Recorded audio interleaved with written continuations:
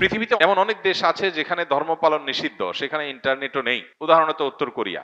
এখন প্রশ্ন হলো, সেখানে যাদের কাছে ইসলামের দাওয়াতই পৌঁছেনি তাদের অবস্থান কোথায় হবে পরকালে? কোন ব্যক্তি কোন সমাজের মানুষের কাছে যদি ইসলামের কোনো দাওয়াত না যায়, তাহলে কিয়ামতের ময়দানে তাদের কোনো হিসাব নাই, শুধু একটা হিসাব হবে। সেটা হলো তারা কোনো সৃষ্টিকর্তায় বিশ্বাস করছে কিনা, আল্লাহর একত্ববাদে বিশ্বাস করছে কিনা, এটুকু হিসাব নেওয়া হবে। বলে এইটুকু কেন হিসাব নেওয়া হবে? কারণ এইটুকু বোঝার জন্য কোনো দাওয়াতের প্রয়োজন নেই, মানুষের বিবেক যথেষ্ট। মানুষের বিবেক তার সৃষ্টিকর্তার খোঁজ করার জন্য যথেষ্ট। তার বিবেকই তাকে তাড়না দিবে যে আমাকে কে সৃষ্টি করলেন। এই পৃথিবী কি এমনি এমনি চলছে? এমনি এমনিতে একটা গাছের পাতাও নড়ে না, বাতাস আসে তাই পাতা নড়ে।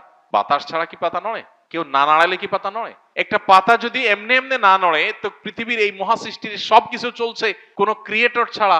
ক্রিয়েশন হচ্ছে ক্রিয়েটর ছাড়া, এটা তো অযৌক্তিক। অতএব এই ক্রিয়েশনটাই ক্রিয়েটরের অস্তিত্ব, মহান সৃষ্টিকর্তার অস্তিত্বের জানান দেয়। এই কথা বোঝার জন্য, আল্লাহর অস্তিত্ব এবং একত্ববাদে বিশ্বাসী হওয়ার জন্য কোন নবী রাসূলের দাওয়াতের প্রয়োজন নাই, মানুষের কমন সেন্স যথেষ্ট। এতটুকু বিশ্বাস যদি ধারণ করে, বাস তারা আখিরাতে নাজাত পেয়ে যাবে, তাদের আর কিছু লাগবে না।